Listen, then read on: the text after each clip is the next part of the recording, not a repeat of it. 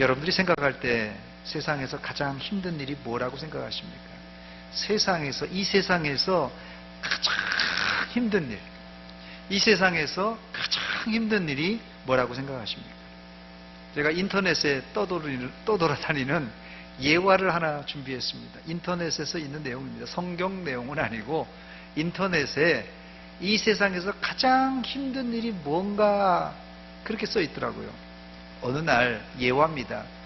하나님께서 천사들을 모아놓고 천사들에게 얘들아, 이 땅에 내려가서 제일 힘든 일, 가장 힘든 일이 뭔가 한번 조사해보고 오거라, 이렇게 천사들에게 명령을 내렸습니다. 천사 3사람이 이제 하늘에서 땅으로 내려와서 이 집도 살펴보고 저 집도 살펴보면서 어려운 집들을 이제 살펴보았어요. 그랬더니 첫 번째 천사가 하나님께 올라와서 보고를 하는 것입니다. 하나님, 세상에서 가장 힘든 사람을 보니까 신부들입니다. 천주교 신부들. 혼자 사는 모습을 보니 애처롭기 그지 없습니다. 이렇게 혼자 사는 신부들이 이렇게 애처롭다는 얘기를 했어요. 그러자 하나님께서 야, 무슨 소리냐? 그들은 바가지 긁는 마누라도 없고 속썩이는 자식 새끼도 없는데 그 팔자가 상팔자 아니냐? 이렇게 얘기하는 것이에요. 두 번째 천사가 하나님, 제가 보기에는 산 중에 스님들이 가장 힘든 것 같습니다. 이렇게 대답을 했어요. 이번에도 하나님께서는 머리를 내저으시면서 그들은 전원주택에서 다이어트 식품만 먹으며 웰빙 라이프를 즐기고 있는데 무슨 소리냐 하면서 일축했습니다. 세 번째 천사가 보고하기를 하나님, 제가 가만히 보니까 애들을 키우는 부모님이 가장 힘들게 삽디다. 가장 힘든 사람이 아이를 키우는 부모님인 것 같습니다. 이렇게 말했어요. 그러자 하나님께서 정답이로다. 부모 마음대로 크는 자식이 그리 많지 않다. 부모 애간장을 태우는 자식들이 얼마나 많으냐. 부모 속을 썩이는 일이 비일비재하니 세상에서 가장 힘든 게 자식 키우는 것이고 가장 수고 많이 하는 사람이 부모 노릇하는 것이다. 이렇게 대답하셨다고 합니다. 세상에서 가장 힘든 일이 부모 노릇하는 것이랍니다. 인터넷에 있는 내용입니다. 저도 자식을 키워보니까 한편으로는 이해가 갑니다만은 세상에는 사람마다 힘든 일이 따로 있습니다. 일반적으로 사람들은 다 자기 중심이기 때문에 자기에게 당한 고통이 가장 힘든 일이라 이렇게 생각합니다. 그래서 이웃집 아줌마가 암에 걸렸어도 자기 감기가 더 괴로운 게 실상입니다. 저에게 이 세상에서 가장 힘든 일이 뭐냐고 물으신다면 저는 오늘 말씀 속에서 또 성경 전체를 보고 제가 인생을 또 살아온 그런 역사를 종합해 볼 때 이 세상에서 가장 힘든 일이 뭐냐? 뒤틀린 인간관계를 회복하는 일입니다. 이 세상에서 가장 힘든 일이 뒤틀린 인간관계를 회복하는 일입니다. 예를 들면 청춘 남녀에게 세상에서 가장 힘든 일이 뭐냐고 하면 변심한 애인의 마음을 돌려놓는 일이에요. 이게 얼마나 힘듭니까? 교회 안에서 힘든 일이 뭡니까? 토라지고 삐지고 화난 사람들, 성도들의 마음을 돌려놓는 일이 참 어려운 일입니다. 또 거기다가 서로 싸우고 원수된 사람, 이 사람과 화해시키기란 정말 어려운 일입니다. 세상에서 가장 힘든 일이 뭐라고요? 뒤틀린 인간관계를 다시 회복하고 되돌려 놓는 일이 참 이게 힘든 일입니다. 우리나라도 이번에 염려는 됩니다만은 비무장지대에 GP를 철거하고 비무장지대 안에 남북이 합의하에서 도로를 이제 개설했습니다. 지난주 이 비무장지대에서 남과 북의 군인들이 서로 도로를 이제 개통해놓고 악수하는 사진을 보았는데 총뿌리를 서로 겨누던 군인들이 비무장지대에서 협력하며 악수를 나누는 장면은 사실 얼마 전까지만 해도 상상할 수 없는 일이었습니다. 이 악수를 하기까지 남과 북이 거의 70년이 걸렸어요. 70년. 남북관계는 아직도 갈 길이 멀지만 서로 원수된 관계를 화해시키는 일이 얼마나 어려운지를 우리 남북관계를 보면 알 수가 있습니다. 오늘 바울사도가 에베소 교인들에게 십자가를 소개하며 십자가의 능력을 소개하고 있습니다. 십자가의 능력은 죄로 인해서 멀리 떨어져 있는, 도저히 다시 이을 수 없는 하나님과 우리와의 관계를 예수님이 십자가로 연결시켰다고 밝히고 있습니다. 할렐루야! 하나님과 우리가 연결될 수 있는 가능성은 0.01%도 없어요. 하나님과 우리가 연결될 수 있는 방법이 아무것도 없다는 것이에요. 단 유일한 길은 십자가밖에 없는 줄 믿으시기 바랍니다. 그렇다면 이 십자가의 은혜를 잊지 않고 우리가 하나님의 예수님의 화해를 통하여 하나님과 우리가 이렇게 화해할 수 있다는 것은 이건 기적과 같은 일이에요. 그렇다면 이 십자가의 은혜를 잊지 않고 어떻게 우리가 새 사람으로 살 수 있겠습니까? 첫 번째, 본문 11절에서 바울사도는 우리의 과거를 생각하며 살라고 그랬어요. 우리의 과거를 생각하라. 본문 11절입니다. 그러므로 생각하라. 너희는 그때 육체로는 이방인이요 손으로 육체에 행한 할례를 받은 무리라 칭하는 자로부터 할례를 받지 않은 무리라 칭함을 받는 자들이라 그랬어요. 여기 보니까 11절에 그러므로라고 시작합니다. 이 그러므로라는 접속사는 앞에 문장을 이어주는 단어입니다.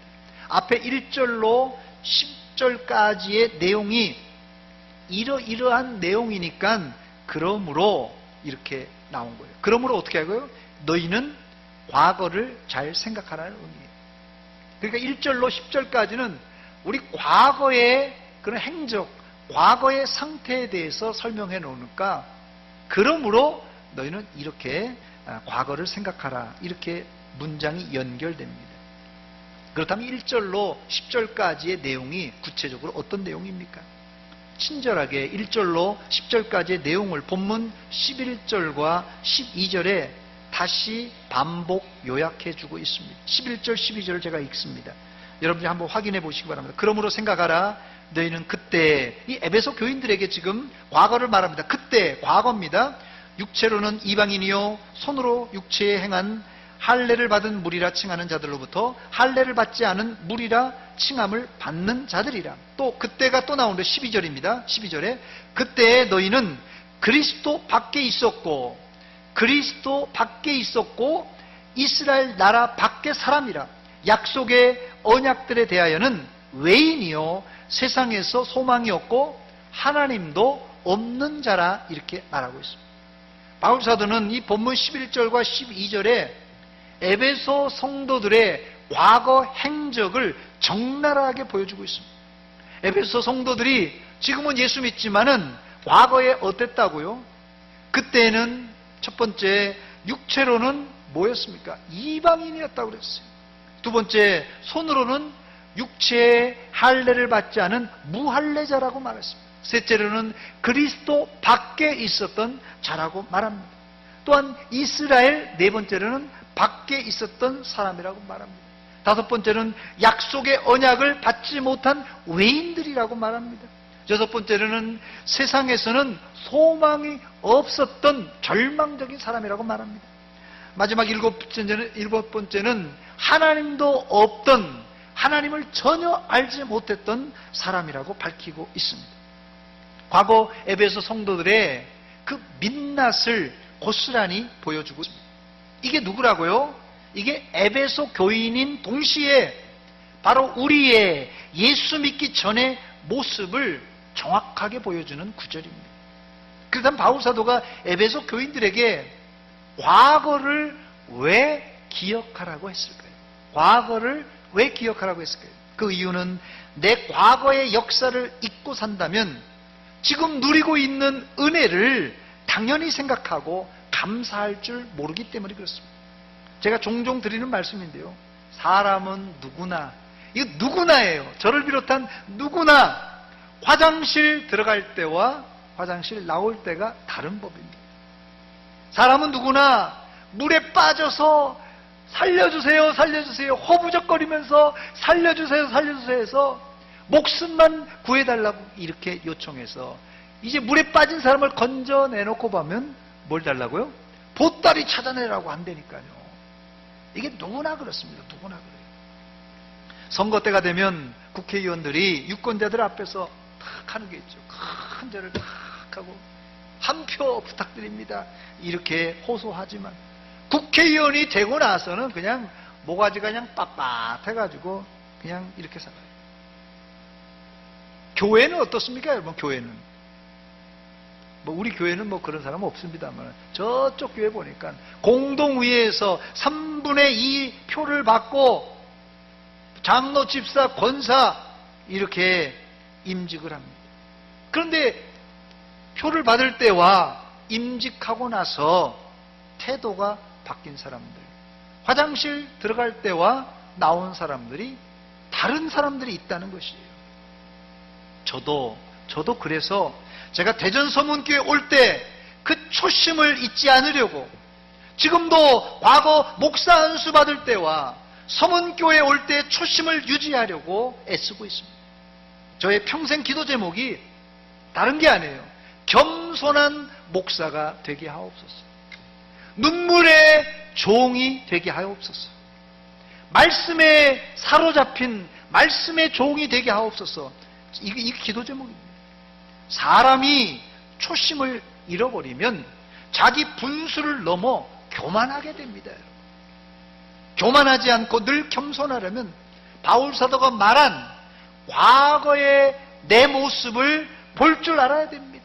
내가 예수 믿기 전에 그때는 육체로는 이방인이었고 손으로는 무할례자였고 그때에는 그리스도 밖에 있었던 사람이었고 이스라엘 밖에 있었던 외인이었고 약속의 언약을 받지 못한 외인이었고 세상에서는 소망이 없던 사람이었고 하나님을 전혀 알지 못했던 이런 형편없었던 사람이라는 것을, 과거를 잊지 말고 기억하라는 것이에요. 과거를 기억한다면 그 사람은 하나님께 범사에 감사할 수 있는 사람입니다. 여러분들은 과거 올챙이적 시절을 기억하시고 나 같은 죄인을 십자가의 보혈로 구원해 주시고 십자가의 보혈로 하나님과 내가 멀리 떨어져 있던 내가 도저히 가까울 수 없는 나를 화해시킨 주님을 날마다 찬양하며 하나님께 감사하며 사시기를 주의 이름으로 축원합니다.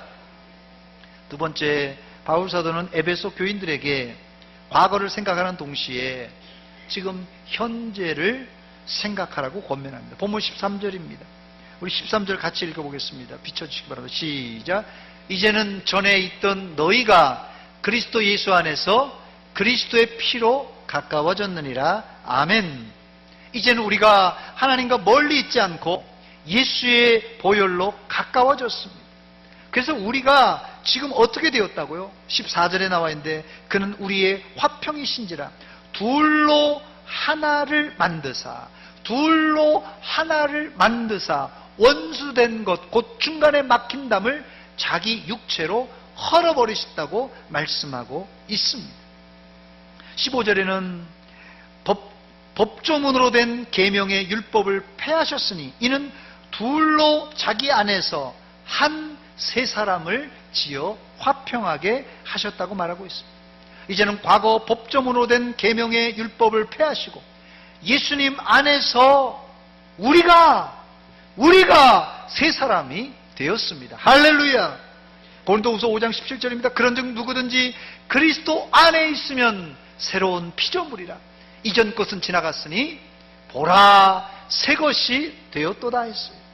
이제는 우리가 과거 이방인, 외인, 구원 밖에 있었지만 이제는 예수 안에서 새로운 피조물로 탄생되었음을 기억하라는 말씀입니다. 이 모든 것이 예수님의 십자가의 능력으로 가능했습니다. 그 십자가의 능력은 단순히 하나님과 우리와의 관계를 화목시켜주는데 그치지 않고 하나님과 우리 사이에 찌꺼기, 이 죄를 소멸함으로 하나님과 우리가 한 몸이 되게 하셨습니다. 할렐루야! 한 몸이 되게 하셨어요. 그냥 화목하는 정도가 아니라 그냥 악수하고 싫더라도 그냥 악수하고 그냥 끝나는 게 아니에요. 하나님과 우리가 한 몸 되었다는 거, 이 기적입니다. 본문 16절에 나와 있어요. 같이 읽겠습니다. 시작. 또 십자가로 이 둘을 한 몸으로 하나님과 화목하게 하려 하심이라 원수된 것을 십자가로 소멸하시고 했습니다. 여기 기록된 이 소멸이라는 단어는 헬라어로 아포크레이노라는 단어입니다. 이 아포크레이노라는 단어는 죽인다는 뜻이에요. 소멸은 그냥 어떻게 없애는 게 아니라 그냥 완전 제거시키고 죽인다는 것이에요. 이것을 구약 성경은 우리의 죄를 동이 서가 먼 것처럼 멀리 떨어져 나가게 하시고, 또 도말이라는 단어를 썼는데 이 도말이라는 것은 완전히 뭉개서 지워버린다는 뜻이에요. 완전히 우리 죄를 도말시킨다. 죄를 뭉개버려서 없애버린다는 것이에요. 이분이 누구예요? 하나님이시에요. 하나님. 하나님께서 동이 서가 먼 것처럼 우리의 죄를 던져버리시고 우리의 죄를 도말시켜 버리겠다고 약속해 주셨습니다. 완전히 지워주시는 용서의 하나님이십니다. 그러나 우리 인간들은 어떻습니까? 자기 마음에 안 맞으면 꽁 하고 있다가 한 달 전에 풀지 못한 것을 한 달 후에 뭐가 전혀 다른 일인데도 거기다가 화풀이 하는 사람들이 있어요. 1년 전, 심지어 10년 전에 원수 맺은 것을 꽁 하고 있다가 보복하는 사람들도 있더라고요. 그러나 하나님은 우리의 죄를 용서해 주시되 두 번 다시 한 번 용서한 것을 들추어내지 않아요. 과거를 묻지 않으십니다. 다시 추궁하거나 들추어내지 않아요. 이것이 어떻게 가능하다고요? 십자가의 완벽한 속죄, 죄사함 때문에 이렇게 하나님께서 우리의 죄를 다시 들추어내지 않는다는 거예요. 회개한 죄는 절대 들추어내지 않습니다. 세 번째, 이제 우리가 과거의 실상을 알았고 현재의 놀라운 은혜를 받아 이제 새 사람이 되었으니, 새로운 피조물이 되었으니 이제 우리가 앞으로 어떻게 살아야 되겠습니까? 어떻게 살아야 되겠습니까? 여러분들은 바울 사도가 에베소 교인들에게 한 권을 하나님께서 지금 나에게 하시는 말씀으로 받으시고 순종하시기를 축원합니다. 본문 17절 18절에 나오는 말씀입니다. 함께 읽겠습니다. 17절 18절 시작. 또 오셔서 먼 데 있는 너희에게 평안을 전하시고 가까운 데 있는 자들에게 평안을 전하셨으니 이는 그로 말미암아 우리 둘이 한 성령 안에서 아버지께 나아감을 얻게 하려 하심이라. 아멘. 17절에 평안이라는 단어가 두 번 사용되었는데 두 번이나 주님이 오셔서 평안을 전하셨는데 누구에게 전했습니까? 두 부류에게 전했어요. 먼저는 가까이 있는 유대인들에게 이 평안의 복음을 전했습니다.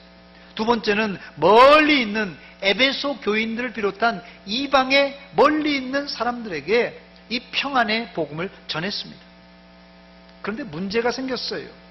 풍습이 다르고 또 언어가 다르고 삶의 방식이 다른 이방인과 유대인들이 함께하는 것은 마치 물과 기름이 합해지지 못하는 것과 똑같은 원리입니다. 그럼에도 불구하고 하나님과 화평을 이룬 사람들은 유대인이나 헬라인이나 누구나 화목할 수 있고 화평할 수 있다고 말합니다. 무슨 근거로요? 예수 그리스도의 십자가의 능력으로 가능합니다. 그래서 우리 교회가 성격이 다르고 배경이 다르고 풍습이 다르고 개성이 다른 사람들이 여러 사람이 모여있지만은 우리가 사실 물과 기름과 같은 사람들이 많아요.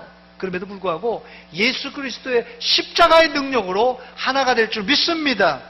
결국 예수님의 십자가의 능력은 하나님과 우리 사이에 있는 죄를 소멸하고 우리가 하나님과 화목하게 이렇게 만들어 줬을 뿐 아니라 더 나아가서 절대로 하나가 될 수 없는 이방인과 헬라인들, 이방인과 유대인들 간의 관계도 하나가 되게 하셨어요. 이게 바로 십자가의 능력입니다. 예수님의 십자가는 수직적으로는 하나님과의 관계를 화목하여 개선했고, 아니 개선한 정도가 아니라 완전히 새로운 피조물이 되어서 하나님과 우리가 새로운 관계가 되었습니다. 더 나아가 좁힐 수 없는 문화, 종교, 인종의 차이를 무너뜨리고 이방인과 유대인들이 하나가 되게 만드셨습니다. 이것이 십자가의 능력입니다. 더불어 본문 18절을 읽어보면 이방인과 유대인이 하나가 될 수 있었던 것은 예수님의 십자가에 기초하지만 성령 하나님의 역사였던 것을 우리가 알 수 있습니다. 18절입니다. 같이 읽겠습니다. 18절 한번 비춰주세요. 시작. 이는 그로 말미암아 우리 둘이 한 성령 안에서 아버지께 나아감을 얻게 하려 하심이라. 아멘. 이는 그로 말미암아, 예수님으로 말미암아, 예수님의 십자가로 말미암아 우리 둘이 유대인과 누구요? 이방인, 유대인과 헬라인이 한 성령 안에서, 한 성령 안에서 한 하나님께 나아가게 되었다는 말씀입니다. 우리 각자는 개성이 다르고 고향이 다르고 성격이 다르지만 한 성령님 안에서 하나님께 나아갈 수 있는 한 형제 자매들입니다. 여러분 어떻습니까? 어때요? 한 가족이라도 마음에 안 맞는 식구들이 있고 교회 안에서도 별일도 아닌데 삐지고 등을 돌리는 사람들이 있습니다. 안타까운 사실은 예수 믿으면서도 저 사람이 1구역에 들어가 있으면 나는 1구역 안 들어가고 2구역 들어가겠다. 저 사람이 성가대 하면, 호산나 성가대 하면 나는 시온 성가대 가겠다. 이런 사람이 있더라니까요. 아주 가끔씩, 종종은 아니고 가끔씩 1구역, 저 사람이 1구역 가면 저 꼴보기 싫어서 나 2구역 갈랍니다. 저 사람이 호산나 성가대 간다면 나는 다른 성가대 가겠습니다. 이런 사람이 가끔씩 있더라고요. 진짜 가끔씩 있어요. 그죠? 종종 있나요? 이런 사람은 이미 우리 사이를 화목하게 하신 예수님의 십자가를 무시하는 사람이고, 끊임없이 우리 안에서 성령의 감동과 감화를 일으키시는 성령 하나님의 탄식을 모르는 철부지 신앙인입니다. 철부지 신앙. 왜 이런 일이 벌어지는 것입니까? 왜 이런 일이 벌어지는 것이에요? 자기를 몰라서 그런 거예요. 자기를 몰라서. 자기가 과거에 허물과 죄로 죽어서 지옥 갈 인생인 것을 모르고 과거에 이방인이요 구원에서 제외된 사람이었다는 사실을 몰라서 그런 것이에요. 더 나아가 지금 예수님의 십자가로 새로운 피조물이 되었다는 것을 몰라서 그런 것입니다. 말씀을 맺습니다. 사랑하는 성도 여러분, 이제 나의 부끄러운 과거를 십자가의 보혈로 다 덮어주시고 다시는 들추어내지 않으시는 그 주님께 철저하게 회개하시고, 첫째는 하나님과 화목하시기 바랍니다. 첫째는 하나님과 화목하시기 바랍니다. 둘째는 교회 안에서 성도들과 화목하시기 바랍니다. 여러분, 하나님의 말씀입니다. 하나님과 화목하고 교회 안에서 성도들과 지체들과 화목하시기 바랍니다. 이런 사람이 사회에서는 이웃과 화목할 수 있는 사람입니다. 그렇습니다. 십자가의 능력을 늘 체험하고 사는 사람들은 하나님과 화목하는 사람이고 이웃과 화목하는 사람입니다. 저를 한번 따라서 하시기 바랍니다. 성령 안에서 잘 지내봅시다. 옆 사람에게 얘기하시기 바랍니다. 성령 안에서 잘 지내봅시다.